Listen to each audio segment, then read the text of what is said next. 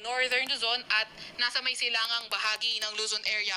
Pero itong trough or kanya extension ay posible rin magdala ng mga paulan sa may areas ng almost sa buong Luzon and sa ilang bahagi din or sa may Visayas area. Kaya patuloy tayo mag-antabay sa mga update na ilalabas ng Pag-asa. Ito naman yung latest track ni Leon. So, ito yung area of probability natin. So, yung sentro nitong si Leon, pwedeng mapunta anywhere along this area of probability. And then, itong yellow-orange area na ito, mga malalakas na hangin, at least 39 kilometers per hour. At itong red area na ito, malalakas rin na hangin or mas malalakas na hangin, at least 89 kilometers per hour. So may kita natin itong direksyon ni Leon sa mga susunod na araw or sa mga susunod na oras ay posibleng papuntang northwest hanggang sa ito ay maglandfall sa may Taiwan area at pagkalagpas nga nito ng landmass ng Taiwan, posible na itong kumilos sa direksyong north-northwest to northeast direction. Inaasahan nga natin itong si Leon pinakamalapit sa may Batanes from late evening today to tomorrow morning.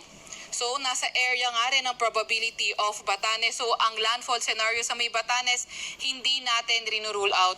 Pero regardless, maglandfall man ito o hindi, yung mga malalakas na hangin, pati na rin yung mga malalakas na pagulan, patuloy na mararanasan natin. Kaya palagi pa rin tayo maging handa, makinig sa ating mga DRR officers, pati na rin mag-antabay sa mga ilalabas na advisory ng Pag-asa.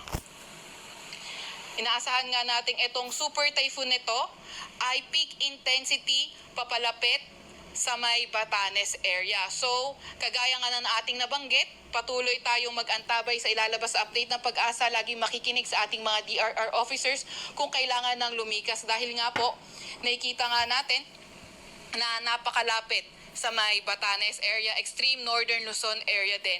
Pero regardless, may mga paulan pa rin tayong mga mararamdaman sa other parts of our country po. And then, pagka-landfall naman ito sa may Taiwan area, posible nga itong humina. Posibleng lumabas na rin ang ating Philippine Area of Responsibility, itong si Leon, tomorrow evening or Friday early morning. Dahil pa rin kay Leon, meron tayong nakataas. Sa kasalukuyan, ang pinakamataas ay signal number 3 dito sa may Batanes, eastern portion ng Babuyan Islands at ang northeastern portion ng mainland Cagayan. Signal number 2 naman sa nalalabing bahagi ng Babuyan Island, nalalabing bahagi ng mainland Cagayan, northern at eastern portion ng Isabela, sa may Apayao, sa may Kalinga, northern at eastern portion ng Abra, eastern portion ng Mountain Province at sa may Ilocos Norte.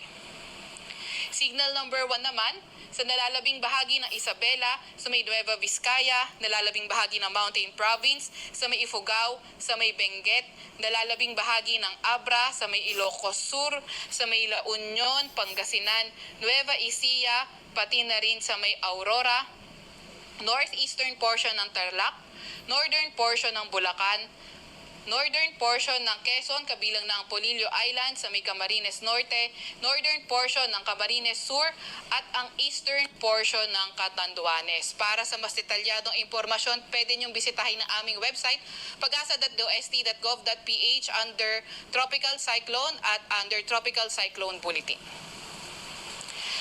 Inaasahan natin na ang signal number 4 ay maaaring itaas sa may Batanes this afternoon dahil nga sa mga malalakas na hangin dulot ni Leon.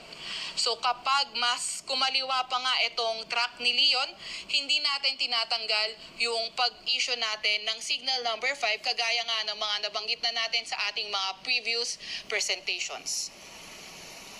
Ito naman yung mga bugso ng malalakas na hangin for today. Naasahan natin sa may Bataan, Metro Manila, Calabarzon, Mimaropa, Bicol Region, malaking bahagi ng Visayas, pati na rin sa may Dinagat Islands. Bukas naman sa may Aurora, Batangas, Quezon, Mimaropa at sa may Bicol Region. On Friday, sa may Batanes, Cagayan, Isabela at Aurora. So kahit yung mga areas na ito ay walang signal, aasahan nga natin bugso ng mga malalakas na hangin. Meron din tayong nilabas na weather advisory. Ito ay as of 11 a.m. today. Ngayong araw hanggang bukas ng tanghali, ansahan nga natin intense to torrential rains, more than 200 millimeters of rain, sa may Batanes, Cagayan, kabilang na ang Babuyan Islands. Heavy to intense, 100 to 200 na millimeters of mga pag-ulan sa may Ilocos Norte, Apayao, Isabela at Occidental Mindoro. Samantalang moderate to heavy rain sa may Ilocos Sur, Abra, Kalinga, Benguet, La Union, Pangasinan, Calamian Islands, Occidental Mindoro at sa may Antique. Ngayong bukas ng tanghali hanggang Friday ng tanghali, intense to torrential rains sa may Batanes. Heavy to intense sa may Babuyan Islands at moderate to heavy sa mainland Cagayan, Occidental Mindoro, Ilocos Norte, Zambales, Bataan, Cavite, Batangas at Calamian Islands.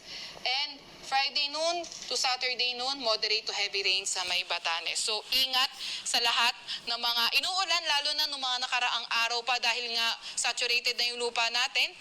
So, mataas ang tsansa ng pagbaha, pati na rin ang pagguho ng lupa. Yung ating mga kasamahan sa Regional Services Division ay maglalabas ng mga thunderstorm advisory, rainfall advisory o hindi kaya heavy rainfall warning kung kinakailangan naman.